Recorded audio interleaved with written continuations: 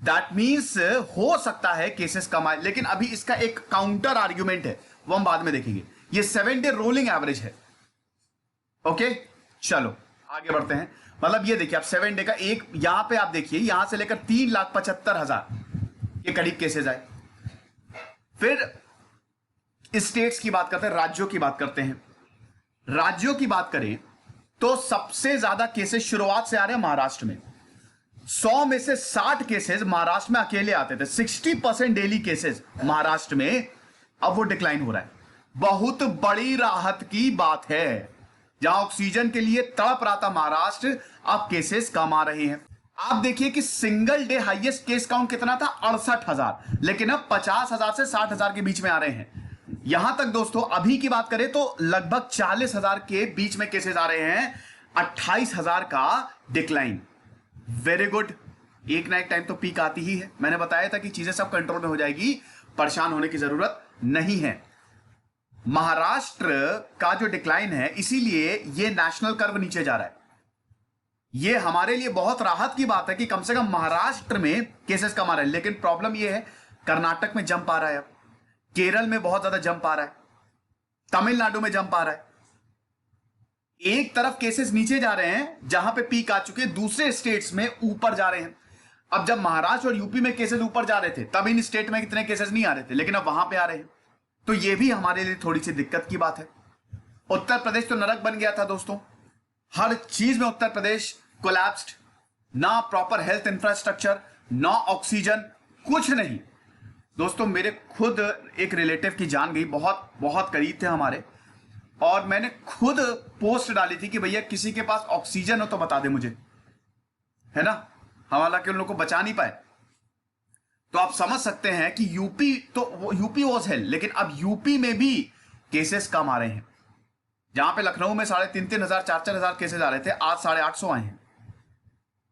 35,000 cases end of April तक आ रहे थे सबसे ज्यादा, लेकिन अब 30,000 से नीचे, यानी कि declining cases are declining. That's great. Delhi का भी यही हाल है, दिल्ली भी इस समय डिक्लाइनिंग फेज में है। अब जो शहर है वो 12,000 से कम केसेस दिखा रहा है, पहले 20,000 से ज्यादा आते थे। महाराष्ट्र, दिल्ली, यूपी, छत्तीसगढ़ में जो केसेस कम आ रहे हैं ना, ये अच्छी बात है। लेकिन मैंने बताया ना, तमिलनाडु, आंध्र प्रदेश, वेस्ट बंगाल, वेस्ट बंगाल में तो आएंगी क्योंकि अभी इलेक्शन हुए, वहां पे केसेस ऊपर जा रहे हैं। कर्नाटक ये देख सकते हैं आप, आंध्र प्रदेश, वेस्ट बंगाल में 20,000 से ऊपर जा रहे हैं, तमिलनाडु में 30,000 से ऊपर। तो जहां पे कम होने चाहिए थे वहां पे अब ज्यादा हो रहे हैं, जहां पे ज्यादा होने चाहिए थे वो वहां कम हो रहे हैं। यानी कि हो सकता है इन स्टेट्स में भी पीक आए। ओके, तो कॉम्पनसेशन एक्चुअली ये केसेस ये स्टेट्स कर दे रहे हैं।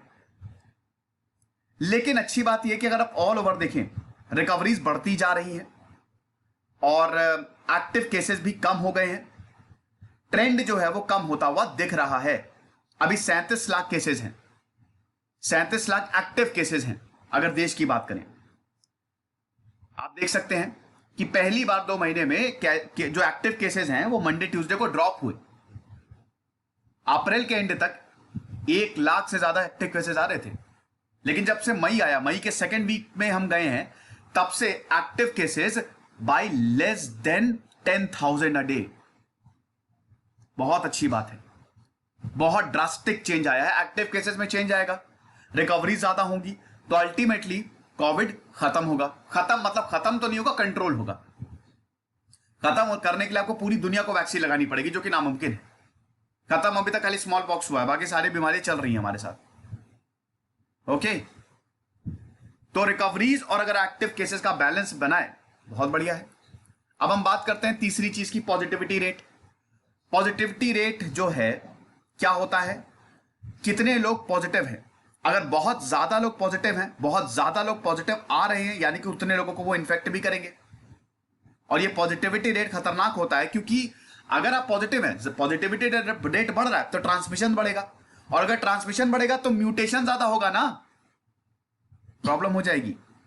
पॉजिटिविटी रेट लगातार बढ़ा, अप्रैल में बहुत तेजी से बढ़ा, लेकिन मई में अगेन डिक्लाइन हो रहा है, स्टेबल हो रहा है। ओके, आप देखिए overall positivity rate between 5% and 6% रहा है पहली वेव में। अरे यार ठीक है, स्मॉल फेजेस में 12% से ज्यादा चला गया। सेकेंड फेज में आप देख सकते हैं 40% से ज्यादा। अरे बाप रे, कुछ स्टेट्स में तो 40%। और अभी सेकेंड फेज में 20%, यानी कि जहां फर्स्ट फेज में पॉजिटिविटी रेट 6% था, सेकेंड फेज में वो 20% हुआ। लेकिन अब ये भी डिक्लाइन हो रहा है। ये देखिए आप, अप्रैल, ये अप्रैल जाते जाते जाते ये देखिए अभी अप्रैल का, पिछले अप्रैल का दिखा रहे हैं। अब ये देखिए 21.25%। अब देन यू विल सी 20.72%, ये भी डिक्लाइन हो रहा है। पॉजिटिविटी रेट भी घट रहा है, और पॉजिटिविटी रेट घटेगा, इसका मतलब ये है कि आपके पास ट्रांसमिशन आपका कम होगा। ट्रांसमिशन कम होगा, दैट मीन्स म्यूटेशन कम होगा, यानी कि खतरा कम होगा। ये सब तो बात कर ली हमने, कर्व नीचे जा रहा है, डिक्लाइन, स्टेबिलिटी, एवरीथिंग। अच्छी बात है, आपको बहुत खुशी हुई होगी। लेकिन क्या वाकई में ये सब है? एक चीज मैं आपको बहुत क्लियरली बता देना चाहता हूं, जितने केसेस आ रहे हैं उससे 10 से 15 गुना केसेस है, ये आप मान के चलिए। अगर 4 लाख केसेस हैं तो आप समझिए 10 से 15 लाख केसेस बहुत आराम से आ रहे हो, क्योंकि बहुत ज्यादा रिपोर्ट नहीं किए जा रहे हैं, टेस्टिंग भी कम हुई है। वही प्रॉब्लम है, पॉजिटिविटी रेट का स्टेबल होने का मतलब ये है टेस्टिंग कैपेसिटी भी हमने अपनी लिमिट तक कर यूज कर ली है, यानी कि भारत में टेस्टिंग भी तो कम हुई है। हम ये क्यों भूल रहे हैं? जितने तेजी से केसेस आ रहे हैं, हमारी टेस्टिंग उतनी तेजी से नहीं हो रही है। और इसमें सबसे बड़ी प्रॉब्लम यह है कि एक इंसान को कोविड-19 के सारे सिम्टम्स हैं, जब उसका आरटी-पीसीआर टेस्ट हो रहा है तो वो नेगेटिव आ रहा है। तो यानी कि जो किट्स है उसकी क्वालिटी में भी डिक्लाइन आया। उस पर मैंने पूरा सेपरेट लेक्चर लिया, 20 मिनट का, आप देखिएगा। डेली केस काउंट है वो 5 गुना ज्यादा बढ़ गए थे, लेकिन टेस्टिंग नंबर 1.5 गुना। आप समझिए कि हर 5 इंसान में से हम खाली 2 लोगों को टेस्ट कर रहे हैं। जिन हर 5 लोगों को कोविड है, उनमें से खाली 2 का टेस्ट हो रहा है, 3 का तो हो ही नहीं रहा है। तो आप उसी से अंदाजा लगा लीजिए कि कितने ज्यादा केसेस और होंगे। तो ये एक बहुत बहुत बड़ा एक रीजन है। लेकिन मेरा मानना यह है कि केसेस भले ही अभी जितना पेपर में ऑन पेपर जो दिख रहा हो सकता है उतने ना हो, उससे ज्यादा हो, लेकिन डिक्लाइन तो हो रहा है। क्योंकि भाई एक लिमिट होती है, एक ना एक टाइम पे पीक आती है। तो यह ओवरऑल ट्रेंड देख सकते हैं कि यस, डिक्लाइन तो हो रहा है। डेथ काउंट आप देख सकते हैं कि 10 गुना ज्यादा बढ़ गया। इंटरनेशनल मीडिया ने धज्जियां उड़ा दी, आपने देखा। मैंने कितने सारे इसमें लेक्चर लिए। लेकिन अभी डेथ काउंट भी, जैसे जैसे केस काउंट स्टेबलाइज हुआ है, डेथ काउंट भी स्टेबलाइज हो रहा है। लेकिन वही है कि अभी कुछ दिन तक हो सकता है मौतें और ज्यादा होते रहे। अभी फिलहाल हर दिन 4000 मौतें हो रही हैं। क्या सब कुछ सही है? बिल्कुल नहीं। ये अच्छे साइंस है, होपफुल साइंस है। लेकिन अभी सेकेंड वेव जाने नहीं वाली। 5 महीने लगे थे 58,000 से 10,000 पे आने पे, आप समझ रहे? और अभी ये तो लाखों में जा रहे हैं, 4 लाख। तो अभी कितने टाइम लगेगा 10,000 पे आने पे, अभी हमको नहीं